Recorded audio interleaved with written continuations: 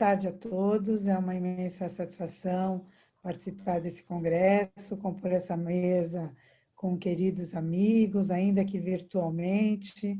Espero que esse cenário se reverta em breve e que nós possamos todos nos encontrar pessoalmente para confraternizar, que é a melhor parte dos congressos, né?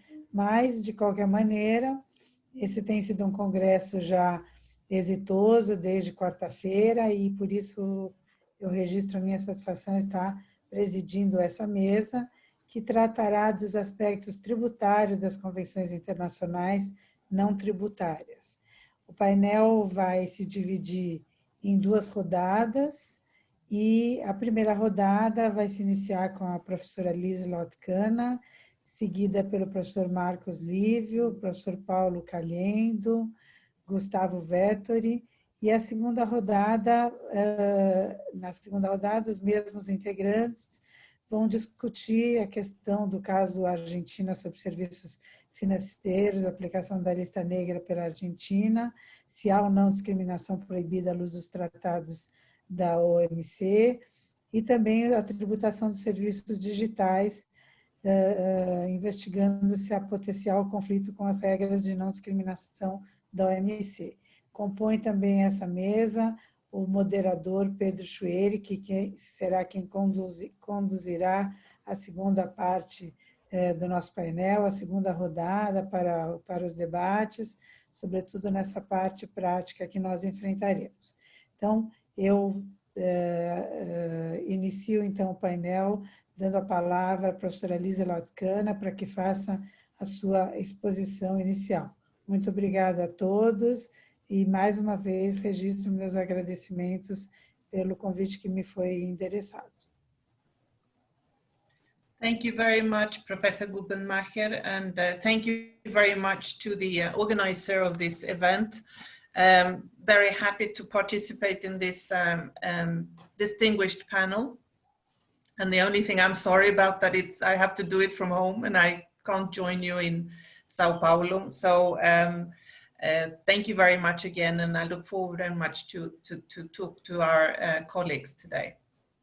So my role at the beginning of this panel is to sort of introduce a little bit of the issues of this point of tax treaties and non-tax treaties, and what the difference of treating different disputes in one area together with the other. So there are going to be panelists who are going to enter a little bit more of detail, and the idea of having this introduction is to basically have a sort of level playing field between all participants, because probably some colleagues are very well versed in this area, and others perhaps just a sort of interest. So the point here now, and what I'm going to try to do, is just to make a sort of an overview of what are the issues here.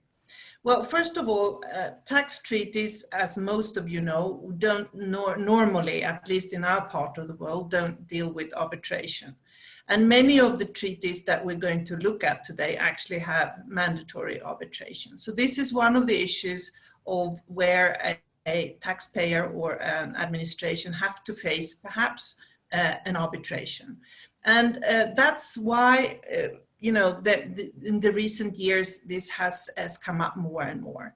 So when I say, you know, there's 2 issues, and I think the most important one is what I said, is the arbitration possibility, but also these treaties can affect national rules. And that's, of course, also important for policy reasons to evaluate.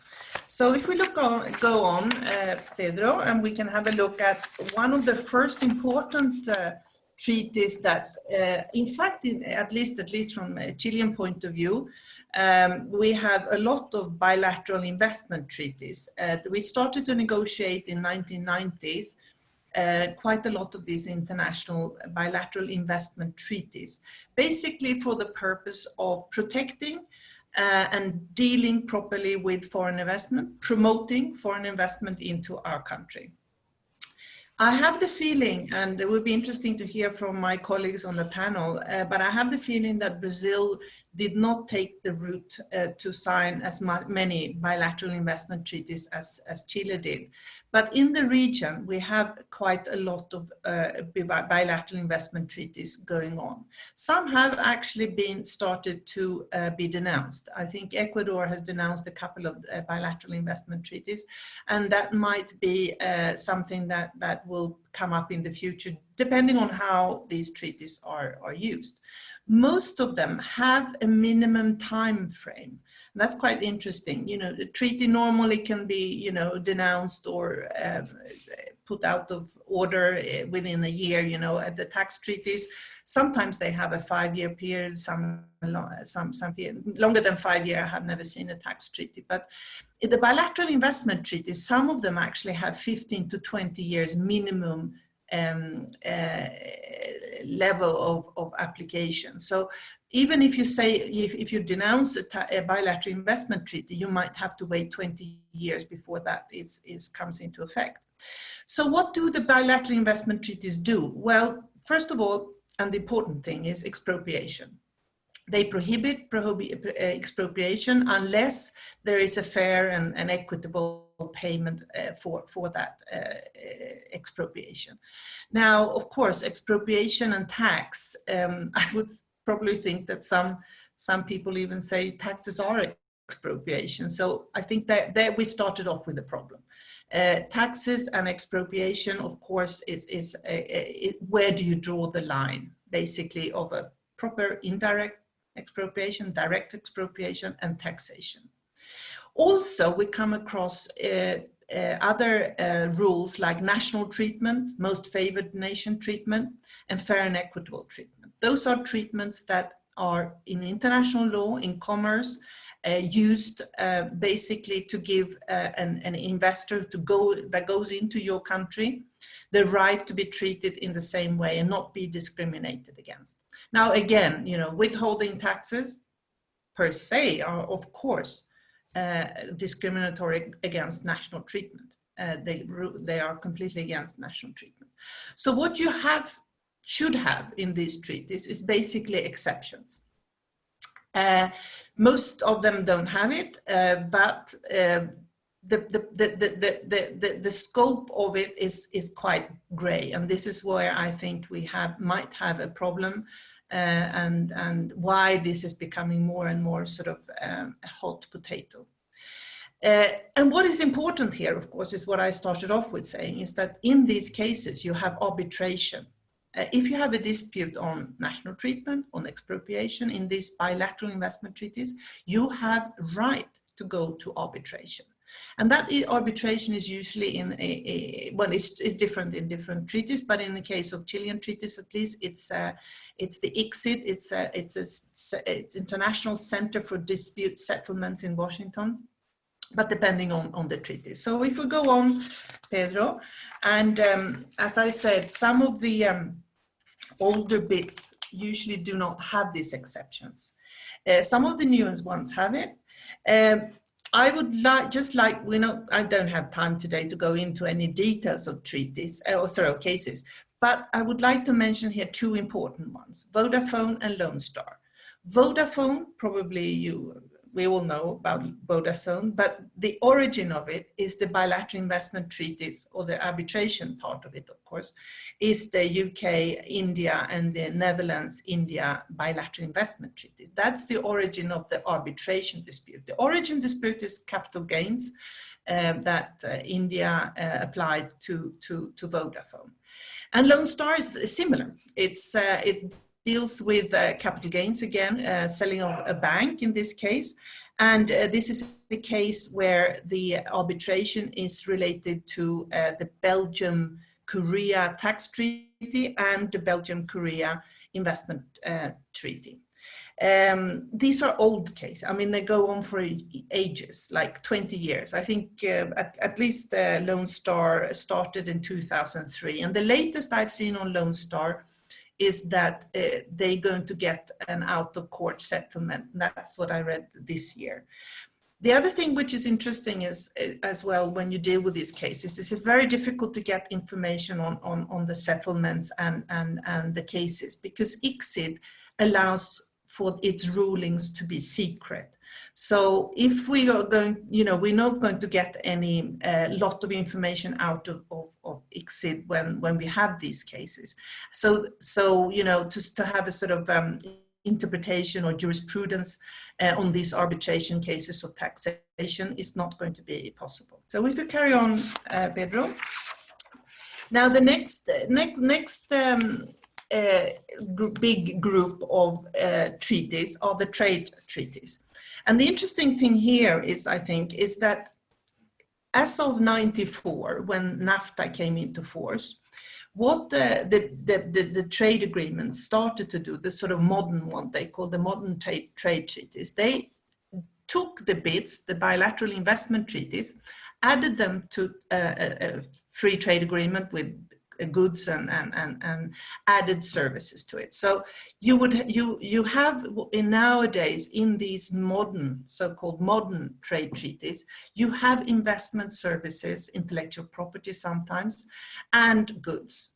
So you really come up with the same issues as in the bilateral investment treaties. As far as I understand, the origin of the NAFTA treaty in '94 was the bilateral investment treaty between Canada and the US. So basically they took a bilateral investment treaty, put it together with services and added goods to it. Now, of course, NAFTA is an old treaty, and today we have an updated version of the TPP. The TPP today was signed, well, probably you know the story, the US withdrew when President Trump came in. He withdrew from the agreement, and now it was signed. It's called TPP 11 now. It was signed by the other negotiators, but the only two who has ratified it yet is Japan and New Zealand. So it's not going to be enter into force that quickly. Now, I put up on this slide that with global difficulties, perhaps regionals are going to be more active.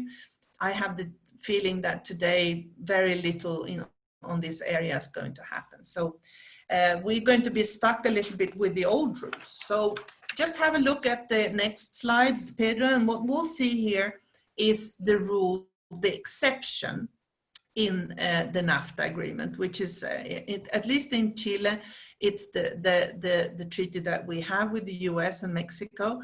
And I suppose that many of our neighbors have. I don't think Brazil is part of any of these treaties where you have this type of exceptions and trade agreement. But many of our bilateral trade agreements today are so-called modern trade agreements with investment and services. And in this case, we have this type of solution and exceptions. Because of what I said earlier on national treatment and expropriation in particular, we need to have an article in these treaties that deals with taxation. And we usually do that through the exceptions chapter in these huge trade agreements. And the only thing that I'm trying to say with this slide is that it's very, very complex. Just like, this is what I picked up from Article 2103 in the NAFTA agreement. It's called taxation, and it starts off, except as, then it starts in the second paragraph saying, nothing in this agreement, so except as what comes after this, nothing is dealt with in taxation. Then it says nothing in this agreement, and then it says notwithstanding. In other words, it tries to carve in things, and then it says subject to. So you can see that there's a labyrinth of different type of taxes, and basically the history behind it is that the NAFTA was negotiated 1994-95, and WTO was negotiated at the same time. So what the negotiators tried to do was to be sort of inspired by the latest in the WTO negotiations, which was going on at the same time. So you can see that they carve in some of the indirect taxes, they carve out direct taxes, and then they carve in expropriation. So if you go to the next slide, this is the case that I have found. It's the only case I find on NAFTA. It's a Canadian case. It's the Gottlieb Investors Group case. And what happened here was that the Canadian legislation was changed. They had a special provision in its legislation giving special benefits to invest in certain energy trusts. And Canada changed that legislation, and Gottlieb investors were not happy. So next slide, Pedro.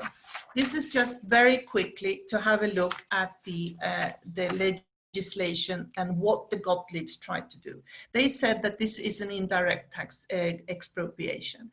And what they did, if you have a look at this article, what the Gottlieb investors had to do, they had to give a notice of intent to go to arbitration. And unless both tax administrations agreed that this was not an expropriation, Gottlieb investors could go to arbitration. And this case, so in order to comply with Article 1110, Gottlieb investors gave notice that they wanted to go to arbitration, and the Canadian government, the Canadian tax administration, sent a letter to the US tax administration saying that we don't think that this is an expropriation. And 3 days before the 6-month time limit period that established in this article, the U.S. tax administration responded, and it was an agreement with the Canada, and this was never taken to any arbitration. It just shows as an example of what is the procedure that you can actually do under this NAFTA agreement. So let's quickly move on. Other speciality areas are the maritime and air transport agreements, and also the very, very important Energy Charter Treaty. The Energy Charter Treaty is also around the same time, 94. I think it came into force 98. Today it has 53 signatories. It's a bilateral investment treaty, but trying to promote energy sector within a region and basically within Europe. So it's a bilateral investment treaty, but particular notice to energy sector. And there is basically here as well a prohibition for expropriation. So let's carry on, Pedro. This important case that I mentioned is the Yukos case, yeah, and here what the arbitration came up with. The case is this huge Russian oil company. What the Russian government did was they assessed it tax-wise with extremely high taxes, and they basically bankrupted. So what the owners wanted to address here in its claim in arbitration was that they had been expropriated. The court went on their side, and they actually got something like 50 billion US or euros, not too sure what it is actually. But they said that the claimants hadn't been very honest. And this is a very Russian case. It's oligarchs who had been given shareholdings in Yukos for very low prices. And it shows anyway the importance of the obligatory arbitration in that energy charter of basically Europe. So let's go on, and I'm going to finalize my presentation a little bit and coming into the WTO.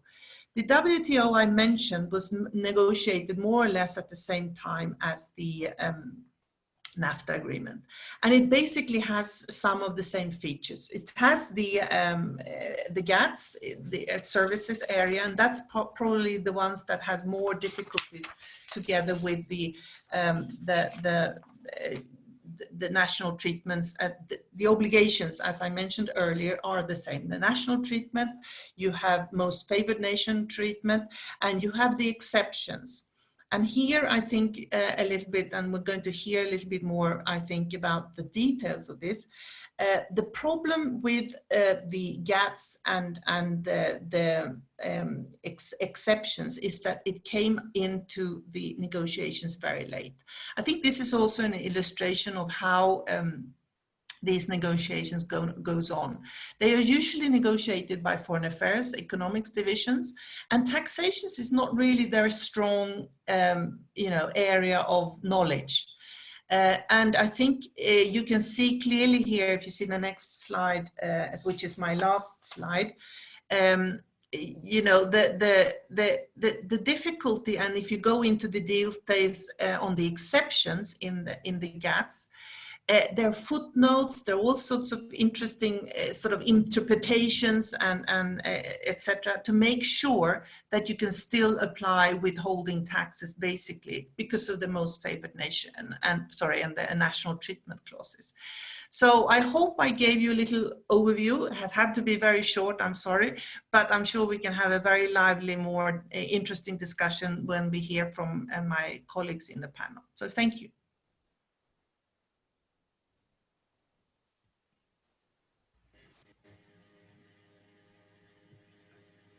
Mudo, Bettina. Oi, estou sem microfone. Passamos então à próxima apresentação do professor Marcos Lívio, que nos honra com a sua presença e discutirá o acordo sobre aspectos dos direitos de propriedade intelectual, tendo em conta o caso da CID. Professor Marcos Lívio, muito feliz em rever, ainda que pela telinha. A palavra é sua.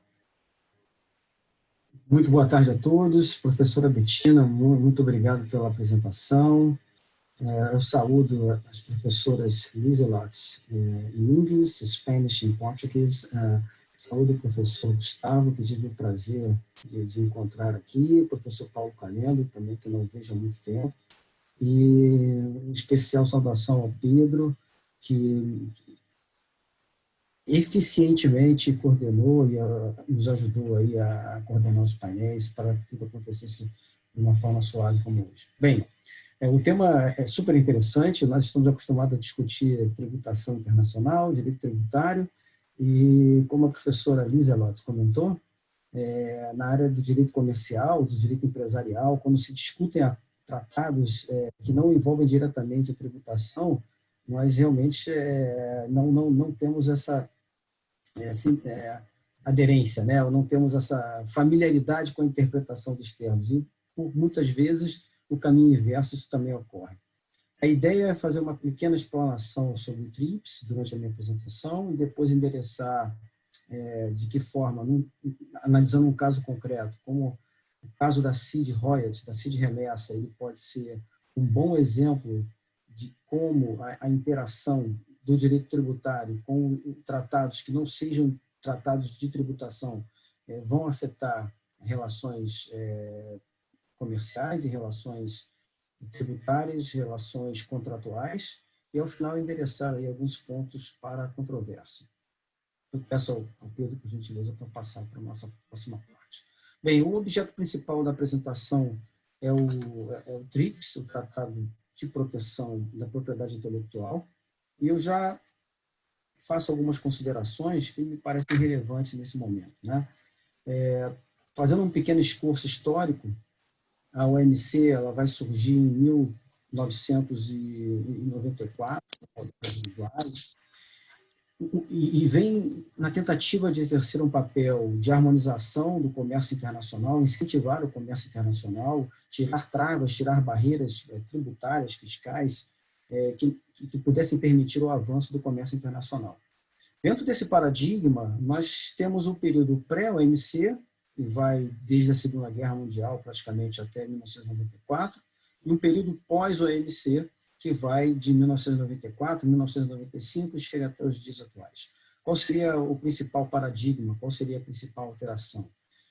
Se antes de 1994 nós tínhamos tão somente o GATT, a regular questões do comércio internacional, em especial contendo uma cláusula específica do tratamento nacional, evitando o princípio da discriminação em relação a barreiras comerciais, que era voltado especificamente para bens, e isso, por si só, já causa bastante controvérsia, né?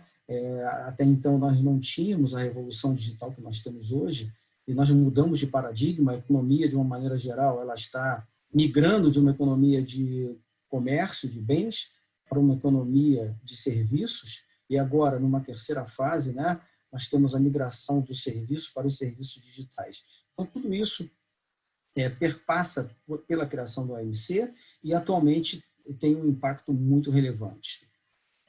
Além disso, é relevante que se pontue também que, a partir de 1994, 1995, nós tivemos a segregação em 3 instrumentos básicos para regulamentar esses temas, que são o GATT, especificamente, que será objeto das exposições futuras, e o GATS, e nós temos o TRIPS, né? Um voltado para bens, outro voltado para serviços, e especificamente o TRIPS voltado para a proteção da propriedade intelectual. Antes de adentrar especificamente no dispositivo que poderia nos suscitar algum tipo de uma discussão que será endereçada mais à frente, né?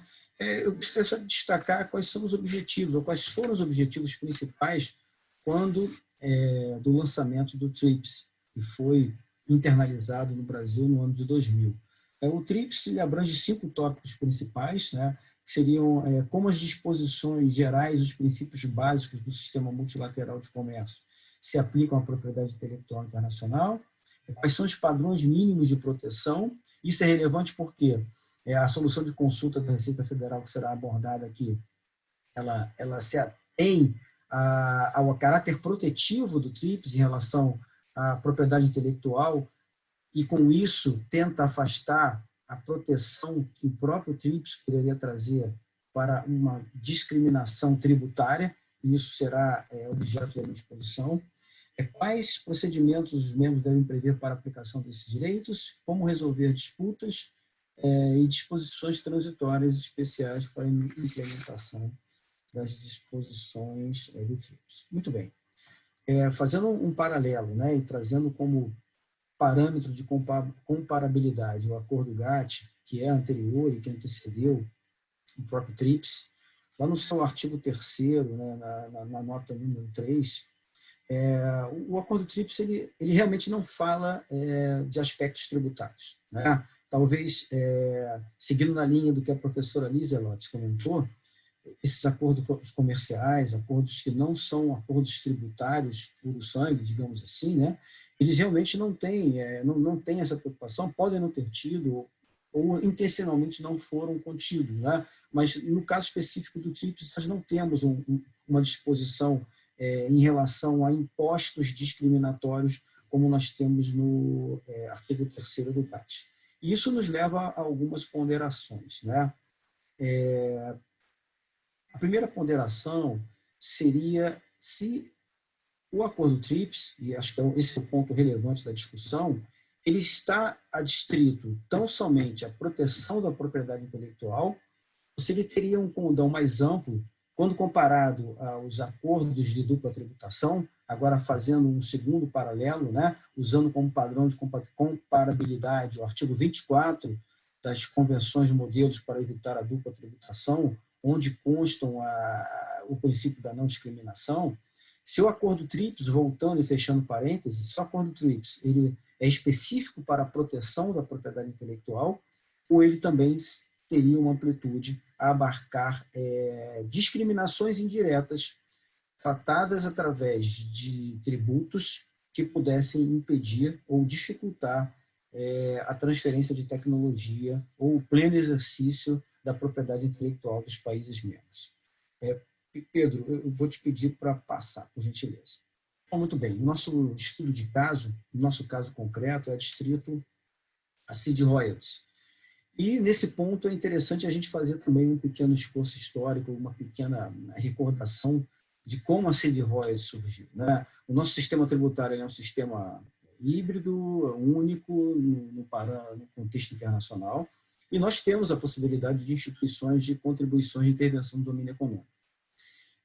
O Supremo Tribunal Federal, e é um dos pontos que eu vou ressaltar aqui, né, recentemente, isso é muito interessante, ele pautou essa matéria, ele pautou o RE 928943, que traz o caso Scania, foi pautado dia 11 de setembro, onde se discute a constitucionalidade da CID Royalties. Então, no contexto constitucional, nós não temos ainda uma definição sobre a constitucionalidade ou não da CID. E é importante que se ressalte que não é objeto do julgamento, lá especificamente, o acordo TRIPS. Mas isso já é um bom parâmetro para nós sabermos que o tema está na pauta do Supremo Tribunal Federal e ele pode ter consequências maiores do que está se discutindo aqui hoje. Muito bem, voltando aqui para os slides, no caso da CID especificamente, a parte da doutrina brasileira, ela cita o caso da CID como o planejamento tributário mais bem sucedido feito pelo Estado. Por quê? À medida em que o imposto de renda sobre a remessa de royalties, ele era tributado a uma alíquota de 25%, e na medida em que esses impostos eram divididos com os estados e municípios, e na medida em que essa alíquota poderia suscitar algum tipo de impugnação e por sair do padrão de alíquota, de fator de cálculo, né, de quantitativa para fins da rede de tratados internacionais, o Brasil fez o planejamento tributário mais inteligente que poderia ser feito. Ele reduziu a alíquota do imposto de renda sobre royalties na remessa de 25% para 15%, e ele criou a CID, que é uma contribuição de intervenção no domínio econômico sobre a remessa, quando a empresa nacional contrata tecnologia onde ela deve pagar royalties. E assim nós teríamos o pagamento de dois tributos, o imposto de renda, e nós teríamos o pagamento da contribuição de intervenção no domínio econômico, a CID remessa, a CID royalties, na alíquota de 10%.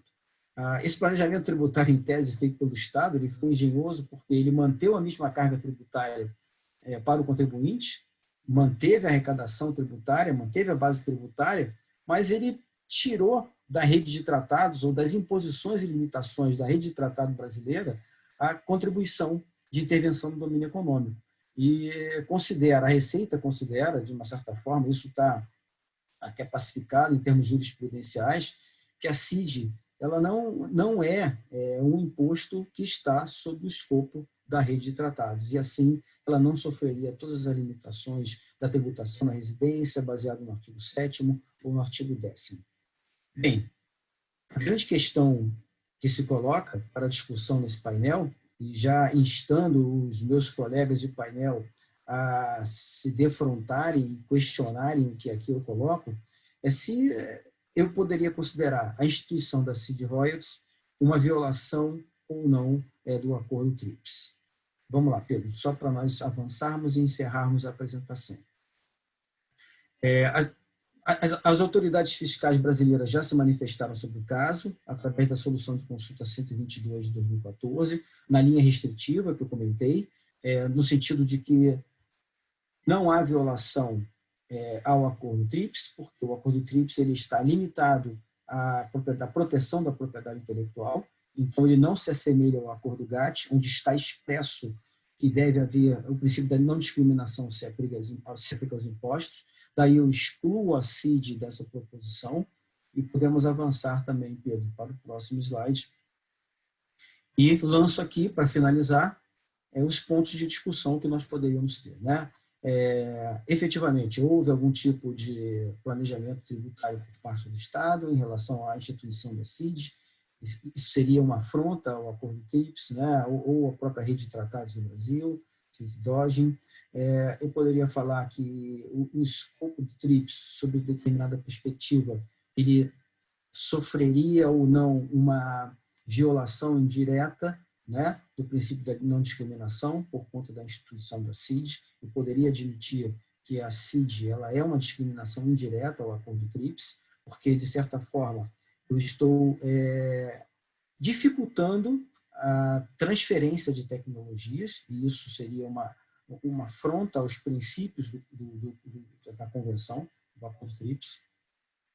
Se isso, na verdade, viola o princípio da boa-fé, né, na boa-fé da interpretação dos tratados, e se isso estaria dentro do campo da soberania fiscal brasileira, fazer esse tipo de criação tributária numa interação que poderia ser contrária ou não ao Acordo TRIPS e aos demais tratados comerciais, especialmente o GATT e o GATS. Eu encerro aqui, agradeço a todos pela atenção e estou pronto para qualquer discussão no futuro.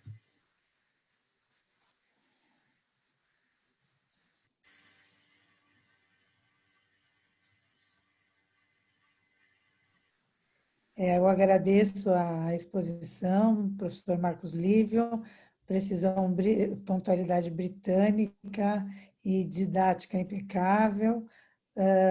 Passo agora a palavra ao professor Paulo Caliendo, que falará sobre as implicações tributárias do Acordo Geral sobre Tarifas e Comércio e o Acordo Geral sobre o Comércio de Serviços, tomando em conta a situação brasileira. Professor Paulo, a palavra é sua. Bem, uma boa tarde a todos. Com uma grande honra que eu recebo o convite para esse muito prestigiado congresso do Instituto Brasileiro de Direito Tributário Internacional e do Instituto Brasileiro de Direito Tributário e nesse Congresso Brasileiro de Direito Tributário Internacional, e que tem com a presidência de mesa a professora Bettina Gruppenmacher, estimados colegas de mesa, professor Marcos Lívio, Gustavo Vettori, professor Luiz Eloy Cana, o nosso estimado Pedro Chueri, que com muita precisão, muito empenho, auxiliou na organização desse painel. O tema que eu venho a tratar já foi, de certa maneira, introduzido pelo professor Marcos Lívio, que é sobre a aplicação do Acordo GATT e seus reflexos nas operações internas, e especialmente a questão da aplicação do tratado em relação às questões relativas ao tratamento nacional e o tratamento discriminatório ou antidiscriminatório. Eu vou pedir, por gentileza, que passe já a primeira tela, a primeira lâmina. Como o professor Marcos Lívio havia comentado, o Acordo GATT prevê no seu artigo 3º uma cláusula sobre a questão relativa ao tratamento nacional e os efeitos internos dos tributos internos no país. Essa cláusula tem longa tradição de análise por parte dos tribunais brasileiros, tanto do Supremo Tribunal Federal quanto do STJ, mas existem alguns aspectos que nós poderíamos comentar. O primeiro destes aspectos é que ele se aplica a países que são integrantes, são signatários e são membros do Acordo GATT. Então, nós temos alguns casos que se referiam a países que estavam fora do acordo, no caso a Rússia, antes da adesão à Organização Mundial do Comércio e ao Acordo GATT, em relação a questões relativas a fertilizantes. E se entendeu que o acordo se aplica tão somente aos integrantes do acordo. De outra parte, esse dispositivo ele coloca alguns elementos importantes que devem merecer uma certa atenção. O primeiro deles é relativo aos elementos que compõem essa análise do tratamento nacional e da vedação do tratamento discriminatório. E nós temos uma decisão da Corte de Apelação, do órgão de apelação da Organização Mundial do Comércio, que versa sobre os tributos aplicáveis às bebidas alcoólicas no Japão. E ele estabelecia alguns elementos para se entender o âmbito de aplicação desse dispositivo. Primeiro, ele proíbe a discriminação em virtude da origem dos produtos, que é um tema que nós vamos referir novamente. Por outro, ele veda a proteção doméstica direta ou indireta. E esses elementos eles vão pautar a aplicação do acordo em uma série de casos importantes. A primeira observação é que esse tratamento sobre os produtos ele não deve acarretar tributos internos ou outras formas de cobranças internas que impliquem numa proteção indevida do mercado interno. A A primeira pergunta que foi feita, em certa medida, é se o ICMS, nesse caso, ele estaria, quando estabelecido no artigo 155, inciso 9, atuando como se fosse um imposto de importação e não como um imposto de circulação interna. Cabe recordar que o artigo 155, inciso 9 da Constituição Federal, trata de que, quando houver a entrada de mercadoria importada do exterior, haveria incidência do imposto na primeira circulação. E a primeira conclusão que se chegou é que, neste caso, o ICMS ele não atua como imposto de importação, mas ele atua como imposto de circulação, ou seja, de circulação na primeira circulação do ingresso, desde o ingresso da mercadoria no país. E, portanto, o Supremo Tribunal Federal afasta esse entendimento. Em relação ao tratamento que é dado a esses produtos, o julgamento da Corte, do órgão de apelação, ele estabeleceu alguns requisitos. O primeiro, de que nós deveríamos diferenciar produtos similares ou não para verificar se há a aplicação de um tributo interno com efeito discriminatório. Essa análise, em princípio, obviamente tem que ser caso a caso, nós não podemos ter uma regra geral para todos, e é uma regra que exige uma apreciação fática com base em alguns elementos. Apesar disso, essa regra deve possuir alguns critérios mínimos jurídicos. Há um julgamento também do órgão de solução de conflitos da OMC, que em 1996 tratou de um caso trazido pelo Brasil e pela Venezuela em relação à gasolina e o seu julgamento por parte dos Estados Unidos.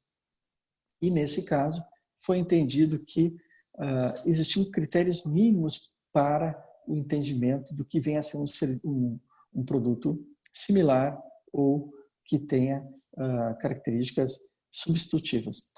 Um outro elemento que é apreciado é com relação de que esses produtos sejam diretamente competitivos ou substituíveis. Não basta que não exista um similar, é preciso que se demonstre que também esses produtos se encontram em competição direta. Então, a ideia é de que se eu tiver um produto que, ocorrendo a sua venda, ele diminua a venda do seu similar em uma competição direta, como, por exemplo, o exemplo que é dado pela literatura, venda de laranjas diminui a venda de maçãs. Então, portanto, essa decisão ela estabeleceu 3 elementos importantes. Primeiro, deve existir uma competição direta, a tributação não pode ocorrer de modo não similar, e terceiro, que é o grande elemento, essa tributação discrepante ela deve ocorrer para fins de proteção do mercado interno. De certa forma, então, nós concluímos que, tanto no plano internacional quanto pelo STF, a ideia de que as regras do acordo se aplicam diretamente e criam direitos subjetivos aos nacionais. Pedro, vou pedir a gentileza de substituir a Lênin, por favor. Bem, os acordos brasileiros, eles ainda têm que versar sobre um setor, um sistema de proteção constitucional dos tratados internacionais não muito claros no Brasil. Nós temos a regra do artigo 98 do Código Tributário Nacional. Essa regra, durante muito tempo, exigiu uma interpretação sobre os seus efeitos, sobre a sua eficácia. De uma parte, se defendia a ideia de que a hierarquia era o elemento condutor dos conflitos entre tratados internacionais.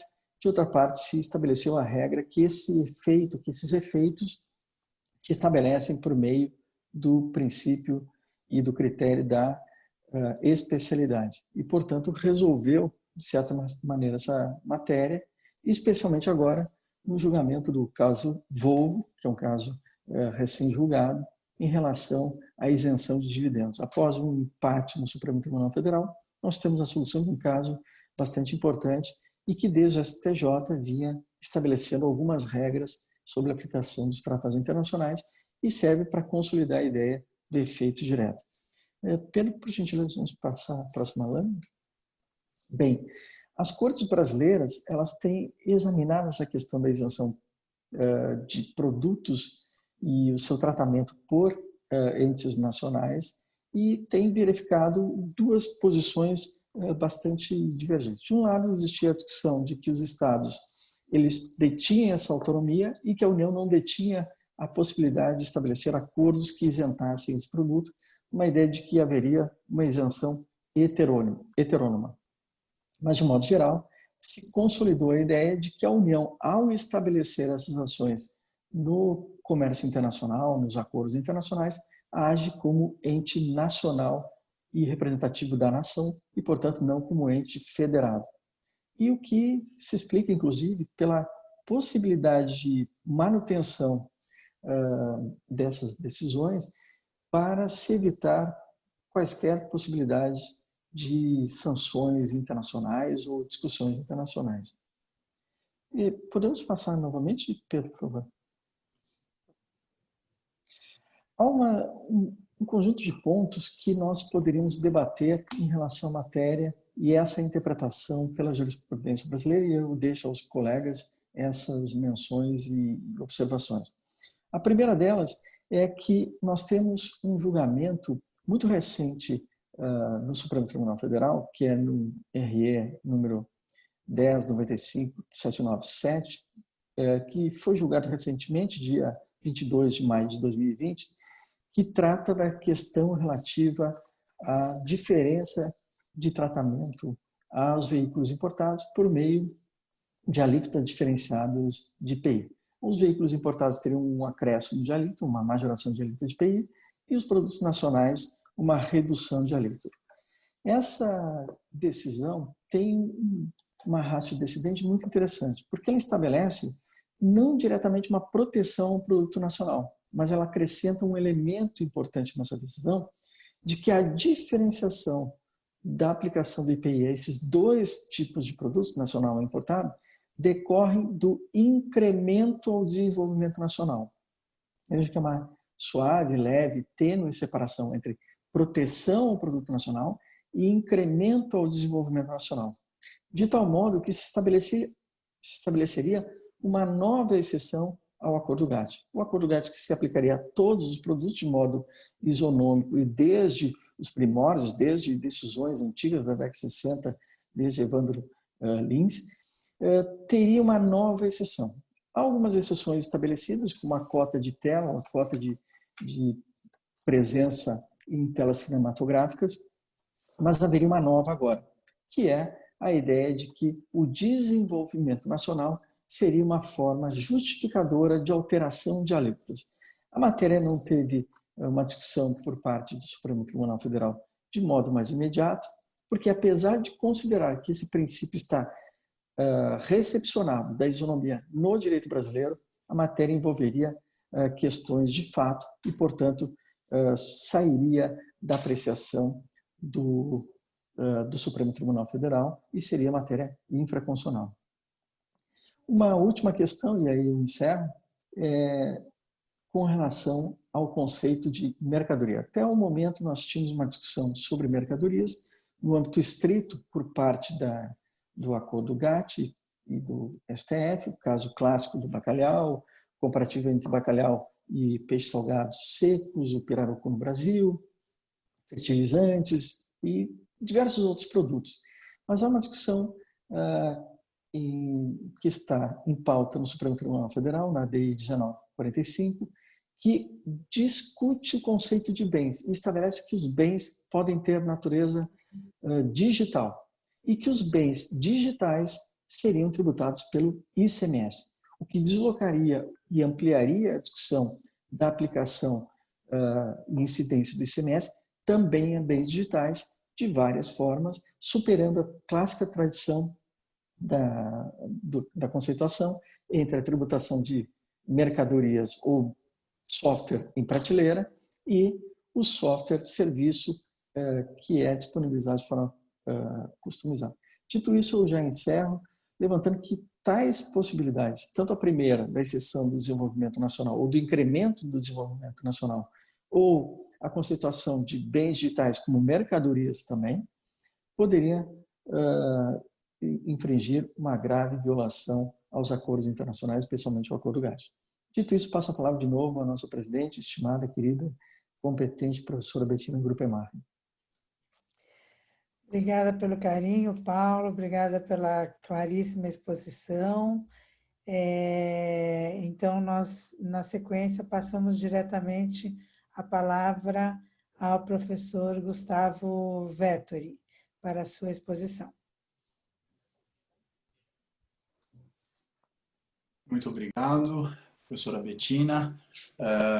Queria saudar os outros demais membros da mesa e agradecer muito ao convite para a participação no congresso, que já está sendo um sucesso. Muito bem, vamos falar um pouco sobre acordo de subsídios e medidas compensatórias, e entender qual que é o âmbito de aplicação desse acordo para medidas tributárias, tanto de tributos indiretos quanto tributos diretos.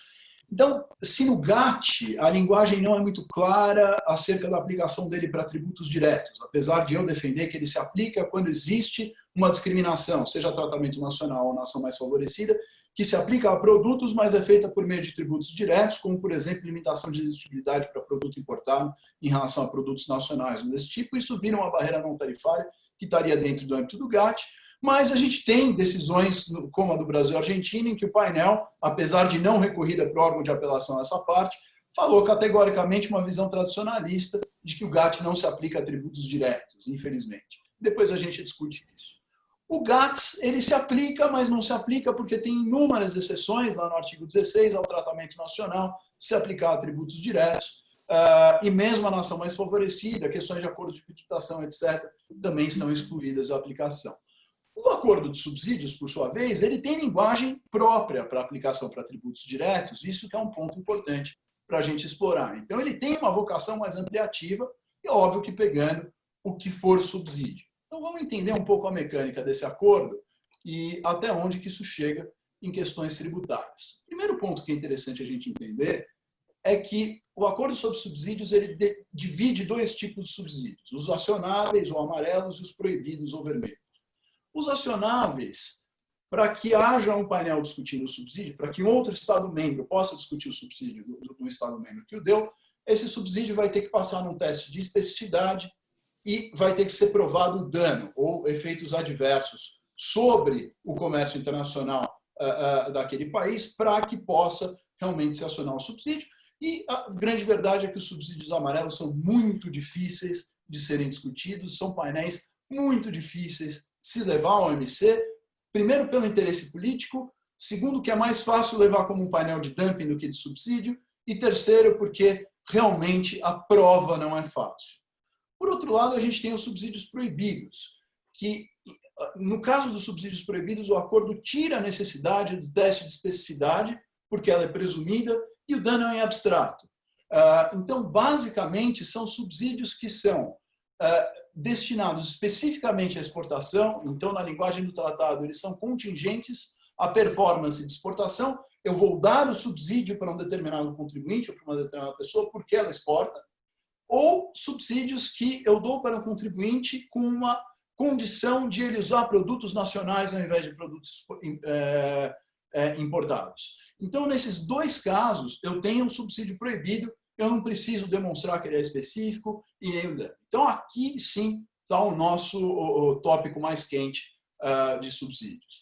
Agora, o que o acordo define que é um subsídio? Então, ele tem toda uma linguagem para definir, mas basicamente, um subsídio, no que nos interessa agora, para fins tributários, tem uma definição lá no artigo 1.1, que é uma contribuição financeira que pode ser entendida, no item 1.2 aqui, como uma receita governamental que seria devida, mas não é coletada. Por exemplo, incentivos fiscais ou créditos, etc. As outras definições não interessam agora, mas esse é o ponto principal. Então, uma receita governamental, inclusive a tributária, que seria devida, mas que não é cobrada, é um subsídio. E aí, dado por um governo ou por um órgão público dentro do território e que outorgue um benefício. Então, esse é o caminho que a gente tem que percorrer para saber se é um subsídio. E, olhando para a definição do 1.2 aqui, a gente cai justamente na questão: o que é uma receita que seria devida, mas que não é devida? Então, isso pressupõe que eu tenho um baseline normativo do que é o sistema tributário sem o subsídio, e depois enxergue no subsídio realmente um recorte falando: olha, para este determinado contribuinte, eu vou recortar o sistema e não vou cobrar o tributo dele. Nada que não seja familiar conosco, tanto em teoria geral de isenções, etc., e também não é algo que não é familiar no nosso orçamento. A nossa Receita Federal faz anualmente o demonstrativo de gastos tributários, em que justamente vem toda essa questão. Eu preciso saber qual que é o sistema sem incentivos para depois calcular o impacto orçamentário de cada incentivo fiscal. Isso é uma discussão que já existe há 100 anos. E, academicamente, é muito difícil, para fins, inclusive, de direito financeiro, a gente traçar uma linha divisória, porque toda a interpretação do que é o baseline normativo, para depois a gente ver qual que é o subsídio, implica um grau de subjetividade. É uma ideia de copo meio cheio e meio vazio. Depende de quem está olhando para o sistema para falar, não, o sistema deveria ser assim, e aí o sistema que eu estou vendo não é, tem um recorte, e este recorte representa um subsídio. Então, toda dificuldade de identificar um subsídio via norma tributária dentro do OMC, e veja, isso para fim orçamentário já era uma complicação. Para fins de sistema de comércio internacional, a gente está falando que esse conceito vai determinar se um país vai ter direito à medida compensatória ou não. Então, veja o impacto que isso pode trazer. Então, é toda essa dificuldade que a gente encontra. E os painéis do OMC dão algumas pistas. Eles falam, olha, esse baseline normativo não é um baseline abstrato, não é que você vai pensar num sistema tributário ideal, baseado... Não, você vai olhar para o baseline normativo do próprio país, o que ele faz geralmente, e aí identificar se tem uma exceção, por exemplo, para os exportadores. E é essa exceção que vai ser considerada um subsídio. Então, a gente tem que encontrar o baseline dentro do sistema tributário de cada Estado-membro, o que significa que o ponto de partida de cada um dos Estados-membros pode determinar se aquilo vai ser considerado um subsídio ou não, e é aqui que a discussão começa a ficar quente. Isso foi definido como but-for test, que vem justamente da linguagem, né? Revenue that would be collected, but for the measure in question. Então, a não ser que não tivesse um incentivo, a receita seria arrecadada, mas tem um incentivo, então ela não é. Muito bem. Um ponto importante, agora diferenciando tributos diretos e indiretos, dessa ideia do baseline normativo, é a seguinte.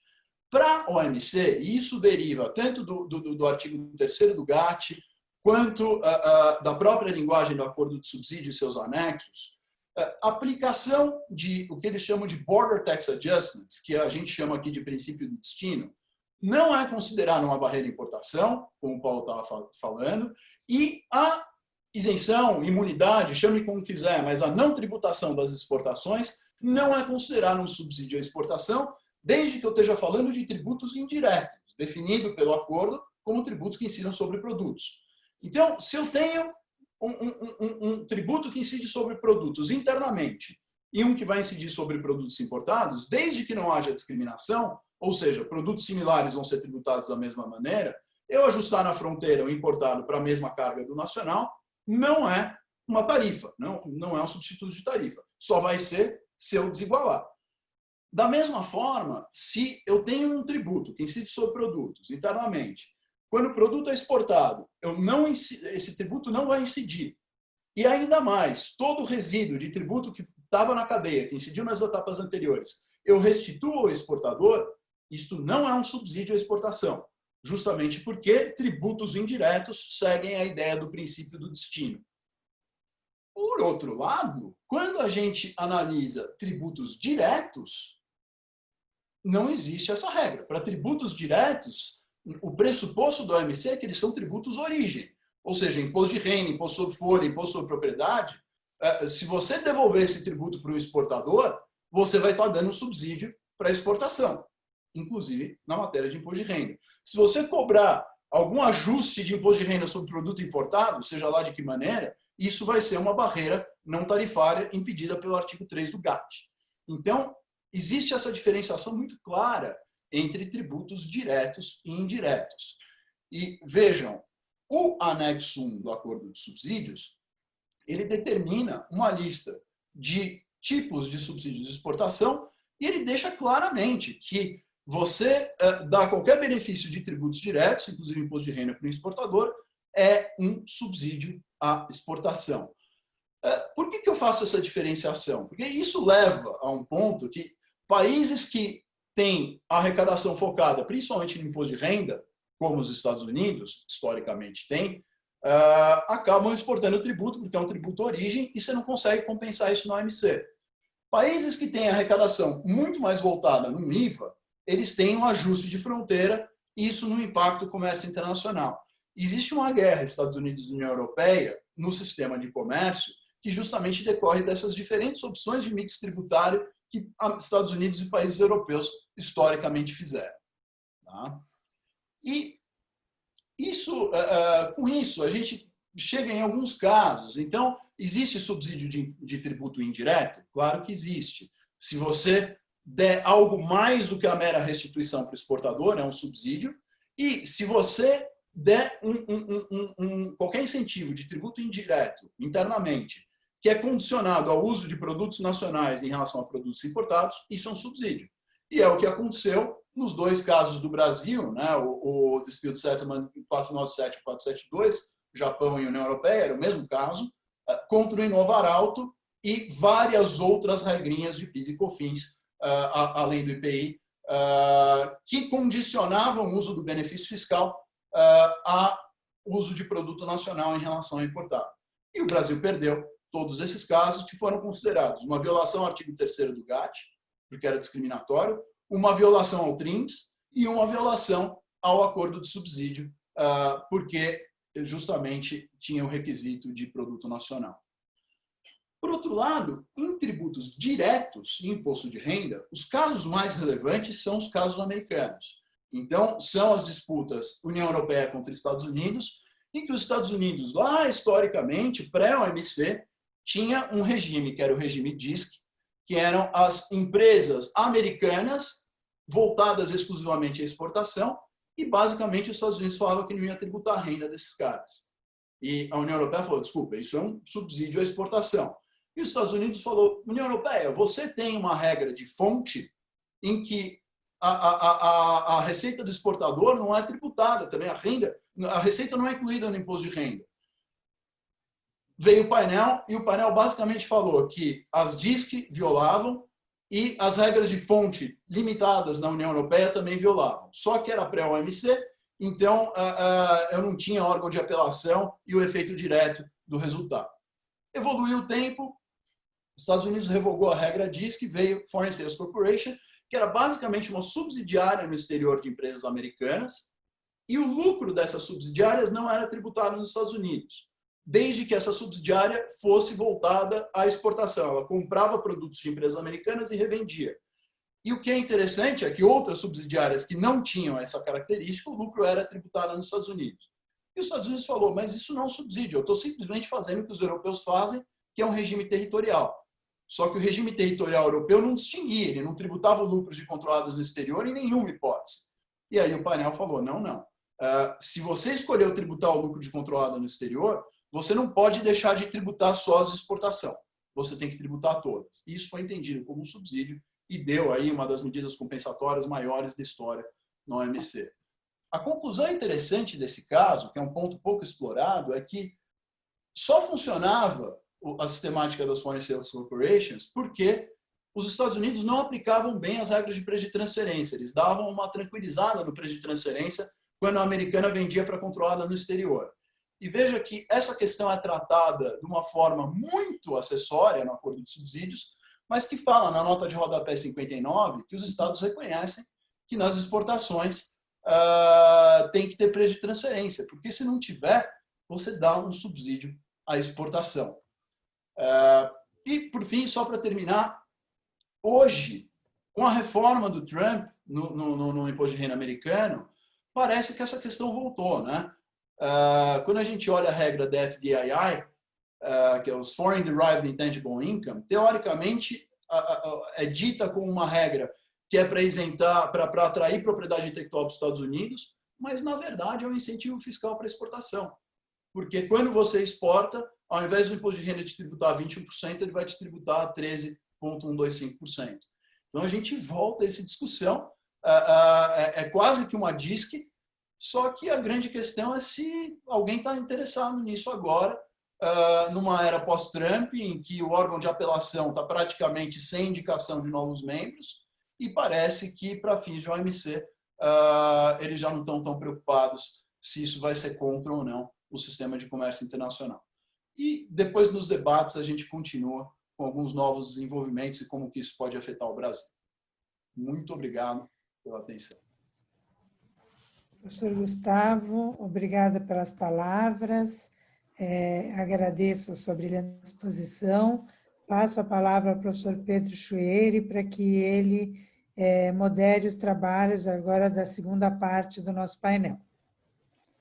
Obrigado, professora Bettina. Obrigado a todos os painelistas pelas brilhantes exposições. Eu entendo como o tema é super apaixonante, super complexo e como é difícil a gente fazer um overview assim, de uma maneira rápida, mas eu acho que ficou claro e eu queria ressaltar a grande mensagem que eu queria trazer agora para os debates. A mensagem é que a gente tem um sistema que não é tributário, um sistema de comércio internacional, que procura abaixar as barreiras ao comércio e promover liberalização do comércio, promover concorrência. E do outro lado, a gente tem medidas tributárias que muitas vezes têm um objetivo oposto, elas têm um objetivo arrecadatório, às vezes até mesmo protecionista. E aí a gente tem um conflito muito claro. Eu preciso me ater ao tratado, até onde vão as exceções dos tratados comerciais, e é um pouco essa atenção que permeia todo esse debate, né? As cláusulas de não discriminação, as cláusulas de subsídio, e por aí vai. Então, considerando esse contexto, a gente pensou em duas grandes questões para debater agora e trazer para a discussão atual que a gente tem tido em tributação internacional. Uma delas relacionada muito às listas negras, às blacklists, até onde eu posso discriminar usando blacklist, sim ou não.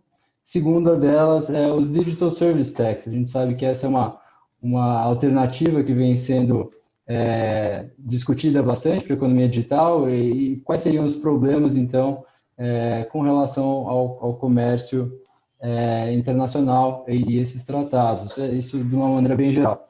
Então, só para começar, antes de passar a palavra para o debate, só situar a questão das blacklists no caso Argentina Financial Services, serviços financeiros, é o caso DS 453, com uma decisão de 2015 do painel e do órgão de solução de controvérsias de 2016. Essencialmente, sem entrar muito nos detalhes, a Argentina listou o Panamá porque o Panamá não cumpria com os requisitos de troca de informações do Fórum Global. Então, um objetivo que muitos poderiam dizer é um objetivo legítimo.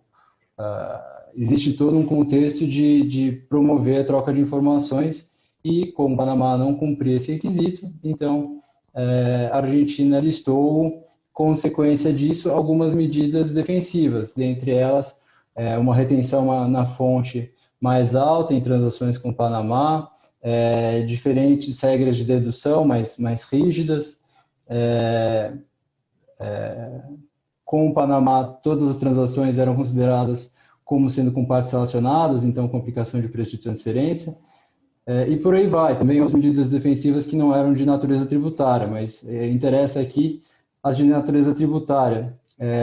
E então o órgão de solução de controvérsias foi chamado a definir, bom, isso um tratamento menos favorável, ou o que está acontecendo aqui é só uma tentativa de trazer de volta as condições de igualdade para o debate, level the playing field, né, para que todos tenham igualdade de competição na Argentina. Essa é uma causa de justificação para uma discriminação no contexto do comércio internacional? Sim ou não? Essa é uma das discussões interessantes que se teve. O painel não chegou numa decisão conclusiva justamente porque o Panamá não conseguiu provar que os serviços panamenhos eram equivalentes aos serviços argentinos. Essa é uma prova, até o professor Paulo mencionou, uma prova muito complicada de ser feita, se há equivalência, se há substituibilidade entre os serviços de uma jurisdição e de outra. Então, faltou esse elemento, mas já há uma consideração aí do trabalho do Global Forum e de como esse contexto da tributação internacional pode ser incorporado nos tratados de comércio exterior. Enfim, só introduzindo um pouquinho o caso, a gente tem aqui mais 20 minutos, então eu pediria que os comentadores fossem relativamente breves dentro do possível, mas eu passo a palavra para a professora Lisa Laticana para algumas considerações.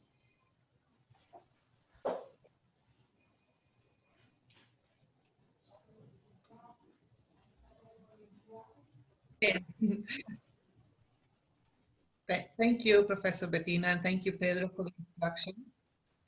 I think the case is extremely complex, and I don't think we have any time to go into the details.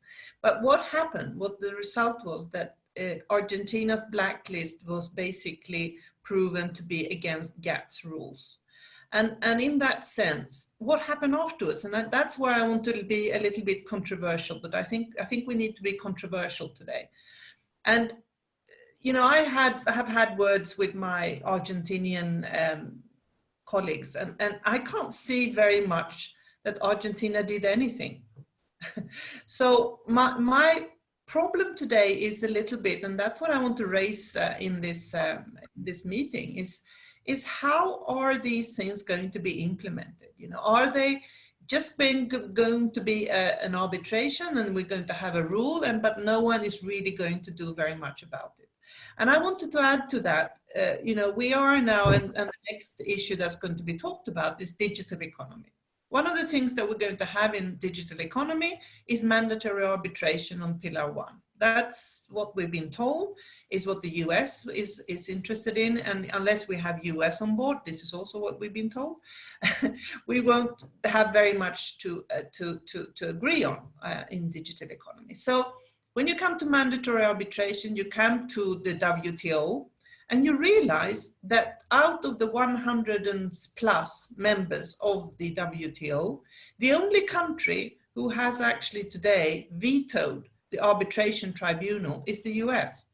We don't have an effective arbitration tribunal today at the WTO because, and I don't know the intricate rules of WTO, but the thing is they have to appoint judges, arbitration judges.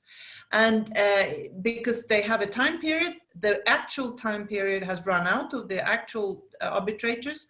And because there is one country who says we're not going to nominate a new judge, we actually are stuck without a WTO arbitration tribunal today. So all these things, in the end of the day, I want to be controversial. And I said, is really, to me, making it a little bit difficult to work in the international area, because the little arbitration we had is breaking down as well. Thank you. Thank you, Liselotte. Gustavo, desculpa. Obrigado, Liselotte. Gustavo, se você tiver algum outro comentário a respeito também. Só alguns comentários sobre blacklisting e Pillar 2. Vou tentar ser bem breve. O Brasil, além da Argentina, o Brasil é recheado de regras com consequências de blacklisting que eu acho que, tal qual no caso Argentina-Panamá, poderiam ser levados sim. Então, a gente tem limitação de dedutívelidade para paraíso fiscal, com um monte de prova para ser deduzido. A gente tem regra de preço de transferência independente de vínculo, se for paraíso fiscal. A gente tem regra de subcapitalização agravada se for transação com paraíso fiscal. E a gente ainda tem retenção na fonte majorada em remessas para paraíso fiscal. Na minha visão, diferente do que se entendeu no painel do Panamá-Argentina, eu acho que medidas de imposto de renda podem estar dentro do artigo 3º do GATT. Então, eu acho que, e de novo, isso foi uma decisão do painel e não do órgão de apelação. Então, é algo que ainda daria para levar se a gente continuasse tendo um órgão de apelação, claro. Mas eu entendo que sim, para preço de transferência em produtos, a gente tem uma discriminação que seria vedada pelo artigo 3º. No resto, eu acho que dá para levar no GATS. Menos em tratamento nacional, por uma série de motivos, mas em nação mais favorecida, a gente tem uma obrigação. Tratamento nacional no GATS é lista positiva. Então, o setor teria que estar lá dentro, etc. Agora, a nação mais favorecida, não. Então, dá sim para levar um argumento de nação mais favorecida de que majoração de alíquota, por exemplo, de 15% para 25% em serviço de tecnologia, quando é para aparelho fiscal, é discriminatória. Mesmo em royalty e juros, como isso é um meio para o modo 3 de atuação, que é por investimento direto, seria um impeditivo que outros países não teriam fora da blacklist. Então, eu estou falando de Irlanda, estou falando de Malta, estou falando de Panamá. Todos esses são membros do OMC e poderiam trazer um caso desse gênero. É óbvio que a gente tem um teste de similaridade que precisaria ser enfrentado, e é interessante que, quando você olha a lista negativa, que são as exclusões pelo anexo 2 à nação mais favorecida, lá no GATS, os Estados Unidos fazem um monte de exceção para tributos diretos. Então, para eles seria muito mais difícil. Agora, na lista negativa brasileira, não há exceção para tributos diretos. Então, o único argumento de excepcionalidade que teria seria um argumento de artigo 16 do GATS, que é para implementar minhas regras, etc., para poder fazer valer. Mas me parece que o artigo 16, principalmente no caput, ele não deixa esse tipo de discriminação arbitrária, só porque aquele país é um paraíso fiscal, eu posso fazer qualquer coisa. Não é bem assim, e não é isso que foi decidido no Panamá, Argentina. Então, eu acho que tem sim uma possibilidade. A respeito do Pillar 2, a coisa caminha no mesmo sentido, né? Eu acho que você tem duas regras ali que podem estar em conflito com as regras de comércio.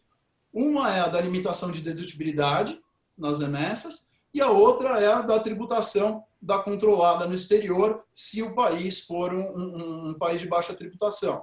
Ou a limitação da dedutibilidade / imposto de renda na fonte, se outro país for de baixa tributação. Eu acho que nesses dois casos, a gente tem um argumento de GATT mais fraco na limitação de dedutibilidade quanto a produtos. Mas tem um argumento de GATT forte, de nação mais favorecida, para tanto a limitação de dedutibilidade ou imposto de renda na fonte, na remessa só para alguns países, mas também na tributação de controlados. Ou seja, se o meu baseline é não tributar controlados no exterior e eu tenho uma tributação de controladas só em alguns países que estão numa lista negra de tributação de baixa, jurisdição de tributação favorecida, eu acho que daria para dizer que isso está indo contra o modo 3.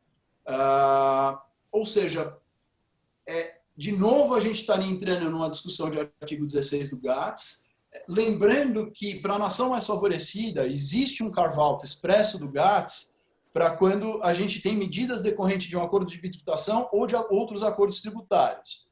Então, aí é o ponto. Se Pillar 2 tiver uma implementação por um acordo multilateral, a gente pode ser que afaste a aplicação do GATS, justamente porque vão entender que isso é um acordo tributário e aquela linguagem dá margem para isso. E aqui eu volto ao ponto que a Liselot fez. Quem escreveu essas regras no GATS não é o pessoal de tributo. Eu uma vez conversei com o pessoal técnico e negociadores lá que estavam presentes quando se fez isso no GATS. Foi assim, de última hora, ninguém sabia exatamente o que fazer com tributos diretos, ligaram para quem era da área tributária e falaram, o que a gente coloca? E aí fizeram esses carve-outs. Agora, essa linguagem é a linguagem que vai dizer se isso está dentro ou não do sistema, principalmente algo como a implementação do Pillar 2. Então, veja a colisão de mundos que a gente tem aqui para enfrentar, talvez, no futuro próximo. Obrigado. Obrigado, Gustavo. Eu concordo. O problema é grande, mas você tem razão. O carve-out dos tratados tributários, enfim, se você tem um tratado, você está num carve-out do GATS e isso tiraria grande parte do escopo da discussão do Pillar 2. Mas existem outras iniciativas, a gente sabe que a União Europeia tem a sua própria lista negra, tentando harmonizar a lista negra da União Europeia, enfim. E o objetivo mencionado na estratégia deles é justamente fazer o comércio com países listados menos atrativo. Então, é sim para ser discriminatória a lista. Então, a minha sensação é de que a discussão não passa por essas implicações de comércio internacional que ficam na sombra justamente por causa desse problema de efetividade, de falta de ter um painel e do enfraquecimento das regras internacionais. Eu queria brevemente, porque a gente o tempo está correndo, passar para uma segunda discussão bastante importante de comércio internacional que diz respeito aos Digital Services Tax, né? Então, em que medida essa solução para a economia digital pode ter ou não um caráter discriminatório? Eu queria passar a pergunta para o professor Marcos Livre. Muito obrigado, Pedro. Dando sequência aos pontos que foram levantados para a discussão, eu gosto muito do tema do Digital Service Tax, é uma disciplina que eu tenho abordado com os alunos no mestrado e doutorado aqui da UERJ, especificamente a tributação direta, e isso traz muitas perplexidades, né? O professor Gustavo comentava sobre a questão, fazia essa distinção entre impostos diretos e impostos diretos, e quando nós tratamos do Digital Service Tax, nós estamos numa lacuna ou num abismo de dúvidas concernentes a qual a natureza jurídica, né, de bens, podemos falar de bens digitais. Eu tenho me debatido sobre essa classificação, natureza jurídica, da importação de software, do uso de licenças a partir daí, de como todas as estruturas de tributação em nuvem se relacionam com isso. E isso, com certeza, existem muito mais dúvidas do que respostas. Bem, primeiro, eu poderia pontuar qual é a natureza jurídica desses bens ou de serviços importados. Eles são bens digitais, são serviços digitais, transferência de tecnologia, envolvendo ou não transferência de software. Quando falamos em tributação em nuvem, principalmente se eu pegar um software as a service, eu vou ter uma mistura disso tudo, e de que forma o DST vai entrar no meio disso. Na verdade, o DST não é um problema só brasileiro, na verdade é um problema internacional. A ação 1 do projeto BEPS vem se debatendo sobre como concluir essa ação específica do plano de ação do projeto BEPS, e não há respostas conclusivas. A OCDE está enfrentando um grande dilema em termos de qual vai ser o escopo da redivisão da base tributária internacional. A própria União Europeia já afirmou que, se não houver uma decisão da OCDE, ela vai implantar o Digital Service Tax. Vários países europeus estão implantando o Digital Service Tax, praticamente todos já implantaram, Itália, França, Inglaterra, e países fora da União Europeia, Austrália, Israel. Isso nos leva a uma discussão do ângulo brasileiro, né? Eu consegui levantar aqui pelo menos 3 soluções legislativas que estão em tramitação, que são extremamente relevantes e vão em linha com o que está se discutindo em termos de Digital Service Tax. Então, nós temos, primeiro, o projeto de lei 131 de 2000, que está tramitando PLP 131 de 2020, tramitando no Senado Federal. Ele cria um Digital Service Tax, inclui um artigo na Lei 10.833 de 2003, com uma alíquota de 10,6%, em todas aquelas operações em que há, em tese, contato com plataformas digitais, publicidade digital principalmente. Eu tenho a grande estrela da vez, a nossa mini reforma tributária iniciada pelo governo federal, através do lançamento da CBS, a Contribuição sobre Bens e Serviços, projeto de lei 3887 de 2020, e isso também, ela vai substituir o PIS e a COFINS, ela vai trazer algum impacto.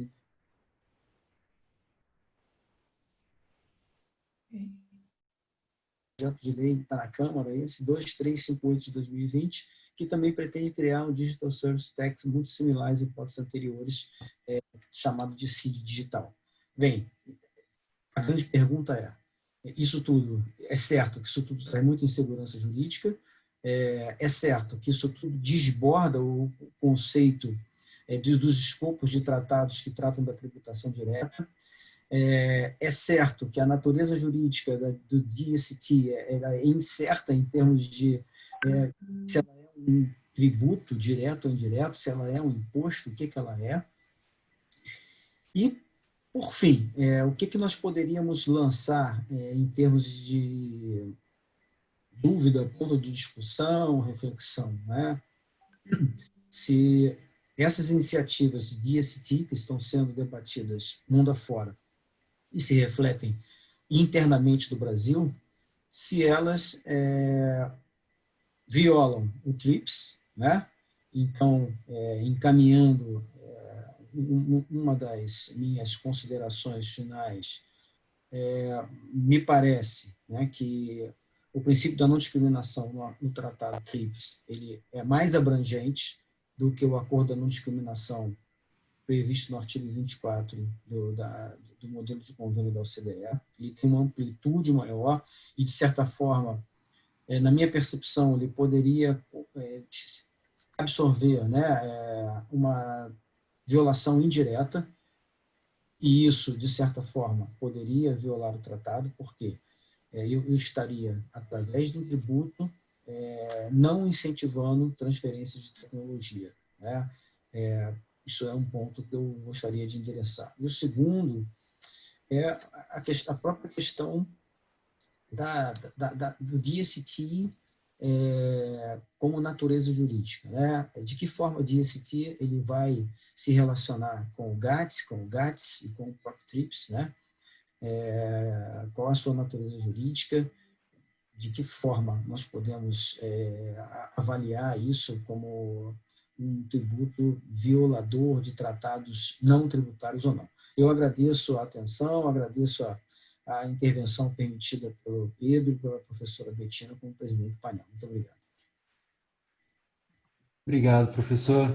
A gente realmente está chegando perto do tempo final, mas eu só queria abrir para o professor Paulo, se ele quiser acrescentar, mas em 1, 2 minutinhos só.